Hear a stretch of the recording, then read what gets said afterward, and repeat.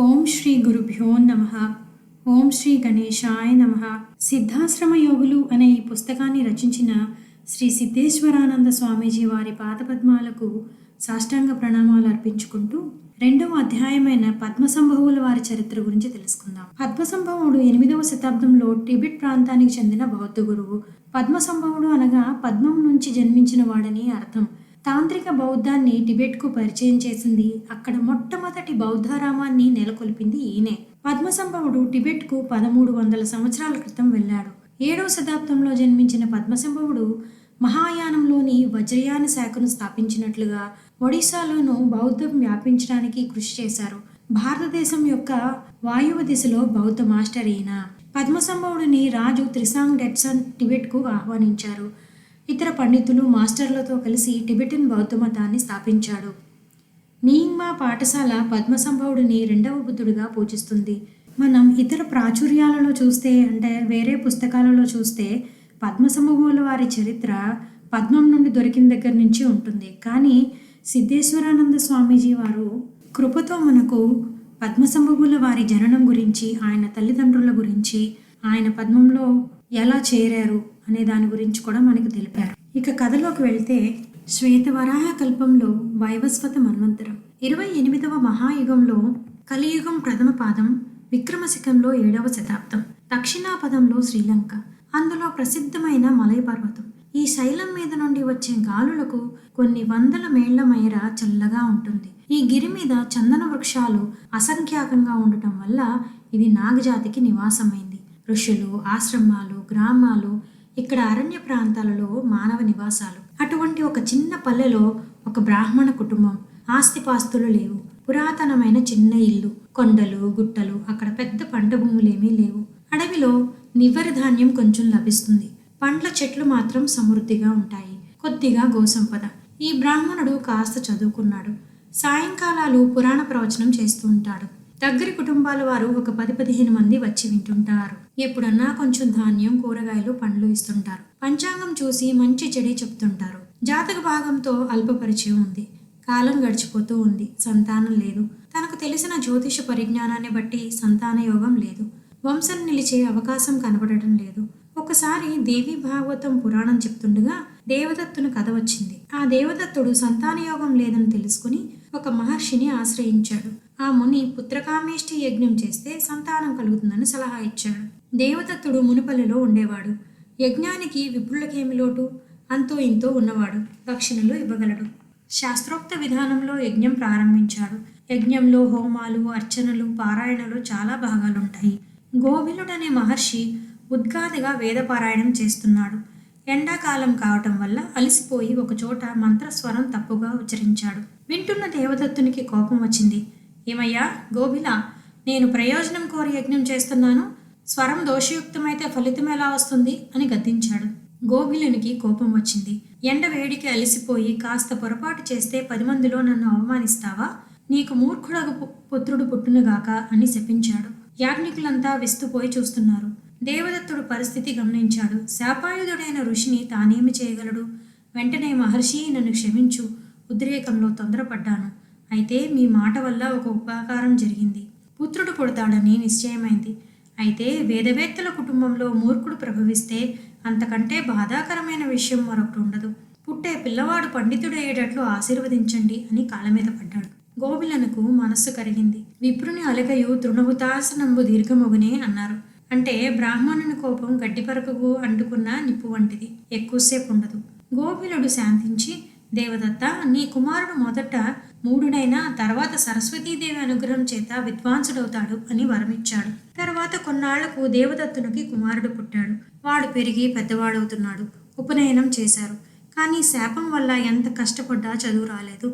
ఆ పిల్లవాడు ముని శాపం వల్ల తనకు విద్య రాదని విని తండ్రి అనుజ్ఞ తీసుకుని దూర ప్రదేశానికి వెళ్ళి ఒక కుటీరం నిర్మించుకుని భగవద్ధ్యానం చేసుకుంటూ మంచి రోజుల కోసం ఎదురు చూస్తున్నాడు. ఎటువంటి పరిస్థితులలోనూ అబద్ధం ఆడేవాడు కాడు. అతనికి సత్యవ్రతుడనే పేరు వచ్చింది. ఒకరోజు వేటగాడొకడు అడవి పందిని బాణం వేసి కొట్టాడు. ఆ దెబ్బకది తప్పించుకుని పరిగెత్తుతూ వచ్చి సత్యవ్రతుడున్న కుటీరం దగ్గర పొదలో దూరింది. బోయవాడు వచ్చి, అయ్యా సత్యవ్రత, మీరు అబద్ధం ఆడరమని నిజమే చెప్తారని అందరికీ తెలుసు. నేను ఆటవికుణ్ణి, వేట నా కులవృత్తి. ఇవాళ తిరగ్గా అడవి పంది దొరికింది. దానిని చంపి కొంత మాంసం ఇంట్లో పెళ్ళాం బిడ్డల ఆహారానికి ఉంచి మిగతాది అమ్ముకుని కుటుంబం పోషించుకోవాలి. దానిని బాణం వేసి కొట్టాను. అది తప్పించుకొని ఇటే వచ్చింది. మా వాళ్ళంతా ఆకలితో ఉన్నారు. దాన్ని చంపి తీసుకెళ్ళాలి. అది ఎక్కడో ఇక్కడే దాక్కుని ఉండాలి. నీవు చూసే ఉంటావు. దయచేసి చెప్తే నేను దాన్ని చంపి తీసుకెళ్తాను అన్నాడు. సత్యవ్రతుడు చాలా ఇరకాటంలో పడిపోయాడు. చూడలేదంటే అబద్ధమాడినట్లవుతుంది. ఇన్నేళ్ల తన సత్యవ్రతానికి భంగం కలుగుతుంది. చూశాను అదిగో ఆ పొదలో ఉన్నదంటే వాడు దాన్ని చంపుతాడు. తనకు హత్యాపాతకం వస్తుంది కనుక నిజం చెప్పకూడదు, కానీ అబద్ధం ఆడకూడదు. ఒకరోజు ఆహారం లేనంత మాత్రాన వాడి కుటుంబం ఏమీ మరణించదు. ఏ పండ్లో తిని ఉండవచ్చు అనుకుని ఇలా అన్నాడు. యా పశ్యతి నాసా బ్రూతే, యా బ్రూతే సా నా పశ్యతి. అహో వ్యాధ స్వకార్యర్థిన్ కిం పృచ్చసి పునః పునః. అంటే ఏది చూస్తుందో కళ్ళు చూస్తాయి కదా, అవి పలకలేవు. ఏది పలుకుతుందో నోరు అది చూడలేదు. కార్యార్థివైన ఓ బోయవాడా, మళ్ళీ మళ్ళీ నీవు ఎంత అడిగినా నేనేమి చెప్పగలను అని అర్థం. ఆ వేటగాడు, అయ్యా మీరు మాట్లాడేదేమీ నాకు అర్థం కాలేదు, సరే నేను వెళ్ళి వెతుక్కుంటాను అని వెళ్ళిపోయాడు. సత్యవ్రతుడు బోయవాడు వెళ్ళిన తర్వాత ఆలోచిస్తుంటే ఆ అడవి పంది ఆర్తితో అరిచిన అరుపులో ఐ అనే ధ్వని వింతగా తోచింది. ఐ ఐ అంటూ దానినే మననం చేస్తున్నాడు. ఉన్నట్లుండి సరస్వతీదేవి సాక్షాత్కరించి, సత్యవ్రత, నీ భూతదయ నాకు తృప్తి కలిగించింది. నా మంత్ర బీజాక్షరం ఐం బిందువు లేకుండా నీవు ఉచ్చరించిన నీకు మంత్రసిద్ధిని ప్రసాదిస్తున్నాను. నీవు మహా పండితుడవుదవుగాక అని వరమిచ్చింది. సత్యవ్రతుడు పులకించిపోయాడు. ఆమె పాదాల మీద పడి, తల్లి, నా జీవితం తరించింది. మరుభూమిలో నీటిని సృష్టించినట్లు మూర్ఖుడనైన నాకు దివ్యజ్ఞానాన్ని ప్రసాదించావు. కృతజ్ఞుడనమ్మా అని నమస్కృతులు చేశాడు. ఆ కథ చెప్తున్నప్పుడు బ్రాహ్మణునకు తాను కూడా పుత్రకామేష్టి చేస్తే సంతానం కలుగవచ్చు కదా అని అనిపించింది. కానీ యజ్ఞం చేసే శక్తి తనకున్నదా? తాను నిరుపేద. నోటి మంచితనం వల్ల సంసారాన్ని ఎలాగో నెట్టుకు వస్తున్నాడు. యజ్ఞానికి కావలసిన సంభారాలను సమకూర్చుకోవడం తనకు సాధ్యమా? హోతలు, ఉత్కాతలు, ఇంకా ఎందరో మంత్రవిధులైన బ్రాహ్మణులు కావాలి. తన ఊరిలో ఎవరూ లేరు. మహానగరానికి వెళ్ళాలి. అక్కడి వారు తన మాట వింటారా? వారికి తృప్తికరంగా దక్షిణలు ఇవ్వగల శక్తి తనకున్నదా? దక్షిణారహితమైన యజ్ఞం ఫలించదని శాస్త్రం చెప్తుంది. కనుక యజ్ఞం తన వల్ల కాదు. ఇక ఉన్నది ఒకటే మార్గం. మానవ ప్రయత్నం వల్ల, పురుషాకారం వల్ల సాధ్యం కానిది తపస్సు వల్ల సాధ్యం. అయితే తపస్సు చాలా కష్టం. అందులోని వయస్సు పడుతున్న ఈ దశలో కఠోర తపస్సు తన వల్ల అవుతుందా? అసాధ్యం. ఇక ఒక్కటే మార్గం ఉంది. ఎవరైనా సిద్ధుడైన గురువు దయ తెలిస్తే ఈ కోరిక తీరవచ్చు. అయితే ఆ సద్గురువు లభించడం ఎలా? తీర్థయాత్రలు చేస్తూ వెళ్తుంటే దివ్యక్షేత్రాలలో ఎవరైనా మహనీయులు కనపడవచ్చు. వారి కాళ్ళపైన పడి వేడుకుంటే కనికరించవచ్చు. ఇలా సాగుతున్న ఆలోచనలతో భార్యతో సంప్రదించాడు. ఆమె అమాయకురాలు. భర్త ఏమి చెప్పినా కాదనదు. తీర్థయాత్రలు చేద్దామని ఆమె కూడా కోరింది. ఇక ఉన్న ఇల్లు, ఆ చిన్న ఇంటిని తెలిసిన వారికి అప్పగించారు. వేరే ఆస్తి ఏమీ చెప్పదగింది లేదు కనుక ఇబ్బంది ఏమీ లేదు. ఆప్తులతో చెప్పారు, అయ్యా తీర్థయాత్రలకు వెళ్తున్నాము, త్వరలో తిరిగి వస్తాము, అంతదాకా ఇల్లు జాగ్రత్తగా చూస్తుండండి అని చెప్పి బయలుదేరారు. నెమ్మదిగా ప్రయాణాలు చేస్తూ త్రోవలోని దివ్యక్షేత్రాలను దర్శిస్తూ వెళ్తున్నారు. అప్పటికి ఇంకా ప్రతి ఊళ్ళోనూ ధర్మసత్రాలున్నాయి. 2-3 రోజులు ఉండటానికి, భోజనానికి ఇబ్బంది ఏమీ లేదు. ఎక్కడైనా గ్రామాలలో సత్రం లేకపోతే అక్కడ సంపన్న గృహస్థులు ఎవరో ఆతిథ్యం ఇచ్చేవాళ్ళు. ఎవరిని యాచించవలసిన అవసరం గాని, ధనవంతులను ఆశ్రయించవలసిన పని గాని రాలేదు. దంపతులిద్దరూ బయలుదేరి తమ సింహళ ద్వీపంలో దేవాలయాలు చూస్తూ వస్తున్నారు. కొన్నాళ్లకు కతిర్గమ అనే ఊరు చేరారు. సంస్కృతంలో ఇది కార్తికేయ గ్రామం. కార్తికేయుడంటే కుమారస్వామి. సుబ్రహ్మణ్యుడు అక్కడి ఆటవిక కన్య అయిన శ్రీవల్లిని ప్రేమించి విహరించిన స్థలాలు ఎన్నో ఉన్నాయి. కతిర్గమలో ఆ స్వామి ఆలయం ఉంది. గర్భగుడిలో విగ్రహం లేదు. పెద్ద సువర్ణ యంత్రం ఉంది. దానికే పూజలు. ఏడాదికి ఒకసారి దానిని బయటికి తెచ్చి గ్రామాలలో ఊరేగించి మళ్ళీ తీసుకువెళ్ళి గర్భగుడిలో ఉంచుతారు. వీరు వెళ్ళిన రోజు ఆ ఉత్సవం రోజు. అదృష్టం వల్ల దానిలో పాల్గొన్నారు. ఆ కుమారస్వామి భక్తుడు మహాసిద్ధుడు. వనమూలికలతో విగ్రహం తయారు చేసి సుబ్రహ్మణ్యుని పళనిలో ప్రతిష్ఠించిన మహనీయుడు. చిరంజీవి, భోగనాథుడు. తమ పూర్వీకులకు గురువన్న విషయం గుర్తుకు వచ్చింది. ఆ సిద్ధ గురువుకు అంజలి ఘటించి కొద్ది రోజుల్లో సముద్ర పడవలో దాటి భారతదేశంలో అడుగుపెట్టారు. పల్లెలు దాటి, పట్టణాలు దాటి పోతుంటే ఒకరు వైదేశ్వరం కోయిల్లో నాడీ జాతకాల గురించి చెప్పారు. అక్కడికి వెళ్ళగలిగిన వారి జీవితాలన్నీ వ్రాసిపెట్టుబడి ఉన్నాయి. ఎన్నో వేల ఏళ్ల క్రిందనే లిఖితమైనవి దొరుకుతాయని తెలిసింది. ఇంత దూరం వచ్చాం కదా, అక్కడికి కూడా వెళ్ళి చూద్దామని నిశ్చయించుకున్నారు. భార్యతో కలిసి అచ్చటి నాడీ జ్యోతిష్కులను కలిశారు. వారు తన జాతకం వెతికి తాటాకుల గ్రంథాల నుండి తీసి వినిపించారు. సహజంగా సంతానయోగం లేదని, కానీ అగస్త్య నివాసమైన కుర్తాళం వెళితే అక్కడ ఒక సిద్ధుడు పిలిచి మంత్రం ఒకటి ఇస్తాడని, దానిని జపిస్తే మహాపురుషుడొకడు జన్మిస్తాడని, మిగతా విశేషాలు ఆ సిద్ధుడి నుంచి తెలుసుకోవలసి ఉంటుందని అని వినిపించారు. బ్రాహ్మణునకు ఆశ్చర్యమైంది. ఏదో దేవరహస్యం దీనిలో ఉందనిపించింది.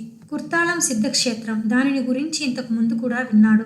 తమ పూర్వీకులలో ఒకరు అగస్త్యుని శిష్యుడైన భోగనాథుడనే యోగి నుండి మంత్రోపదేశం పొందారని పెద్దలు చెప్పగా విన్న సంగతి మనసులో నిలిచింది.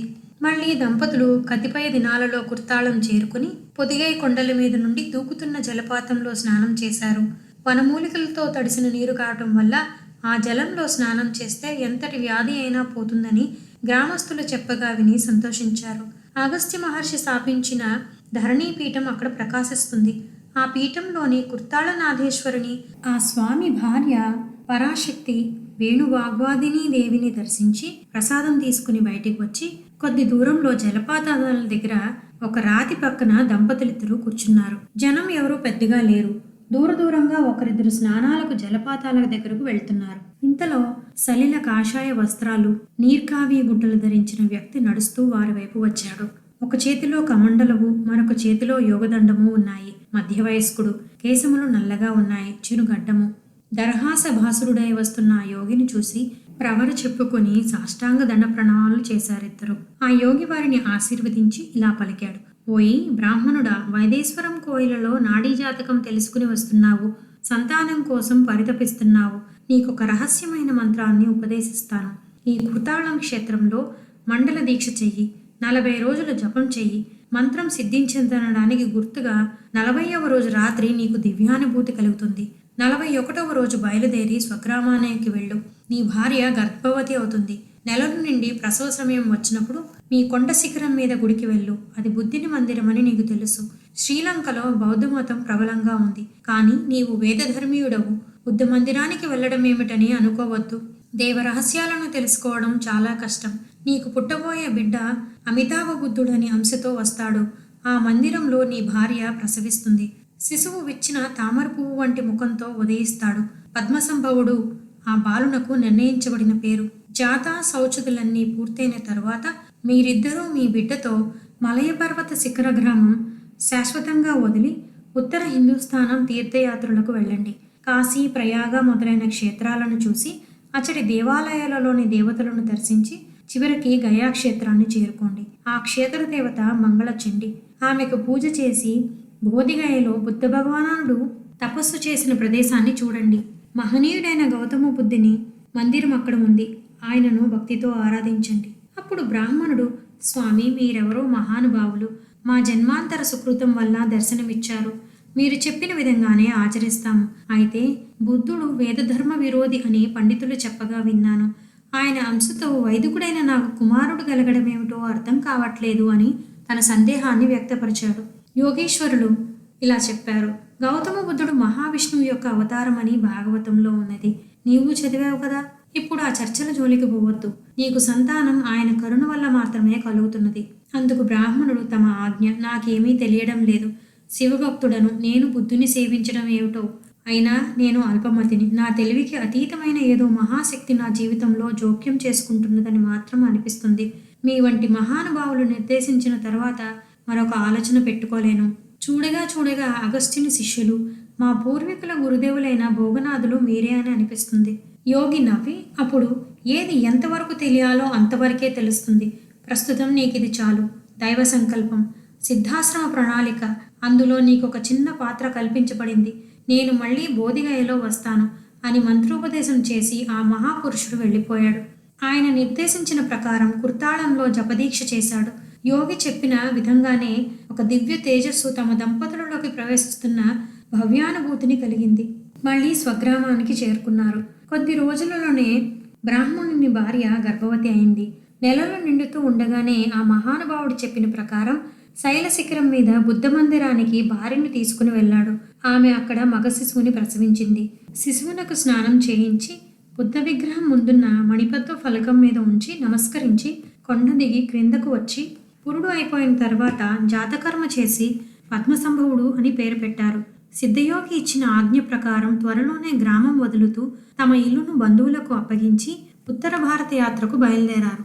కతిపయ ప్రయాణాలు చేసి సముద్రం దాటి, నదులు దాటి, కొండలు అరణ్యాలు దాటి భార్యాబిడ్డలతో కాశీకి చేరారు. కాశీ క్షేత్రనాయకుడైన పరమశివుడు విశ్వనాథుడై అన్నపూర్ణ అయిన విశాలాక్షితో బ్రహ్మాండమైన ఆలయంలో విరాజిల్లుతున్నాడు. స్వామి ముందు మహిమాన్వితమైన ముక్తి మంటపం ఉంది. అక్కడ పురాణ ప్రవచనాలు, వేదశాస్త్ర చర్చలు, గోష్ఠులు నిరంతరం జరుగుతున్నాయి. క్షేత్రపాలకుడైన దండపాణి, క్షేత్రరక్షకుడైన భైరవుడు, ఆదికేశవుడు, బిందుమాధవుడు, టుంటి గణపతి, కాశీ నగరదేవత కొలువుతీరి ఉన్నారు. గంగా తీరమంతా ఎన్నో స్నానఘట్టాలున్నాయి. మణికర్ణికా ఘట్టం దగ్గర కొలను వలె తీర్థం ఏర్పడి ఉంది. దాని మహిమ వర్ణించడం శక్యం కాదు. అటువంటిదే మత్స్యోదరి తీర్థం. ఆ తీర్థంలో స్నానం చేసి ఓంకారేశ్వరుని చూడకపోతే మానవ జన్మ వ్యర్థమని స్కాంద పురాణం చెబుతుంది. కాశీ నగరానికి ధర్మాధికారి దండపాణి హరికేశుడనే యక్షుడు. కాంచన కుండల పూర్ణభద్రుల పుత్రుడు.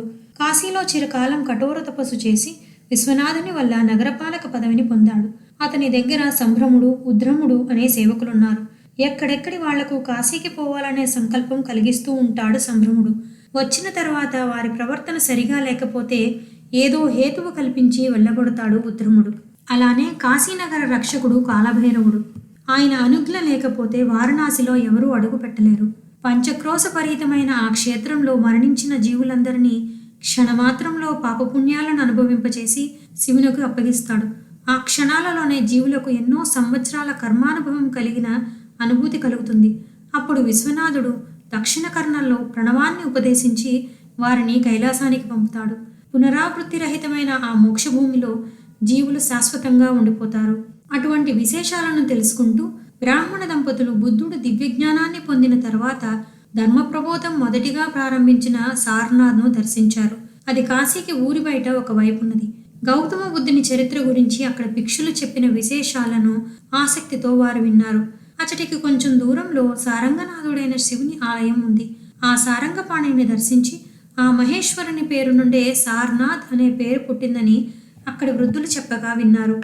అన్నిటికంటే జైగీషవ్యుడు తపస్సు చేసిన గుహ చాలా ఆకర్షించింది. ఆ శైవశ్రేష్ఠుడు కఠోరంగా తపించి శివుని అనుగ్రహాన్ని పొందిన తీరు చాలా అద్భుతం అనిపించింది. ఆ గుహలో ఇప్పటికీ యక్షులు, పాతాళవాసులు ఉన్నారట. కాశీనగరం చుట్టూ ఎన్నో ఆశ్రమాలు, దేవాలయాలు ఉన్నాయి. కాశీకి తపస్సు చేసుకోవడానికి వచ్చేవారు విశ్వనాథుని దర్శించుకుని వేరే సౌకర్యాలున్న చోట కుటీరమో ఆశ్రమమో నిర్మించుకుని తపస్సు చేస్తారు. విశ్వేశ్వరాలయంలో కూర్చుని తపస్సు సుదీర్ఘకాలం చేయడానికి అవకాశాలుండవు.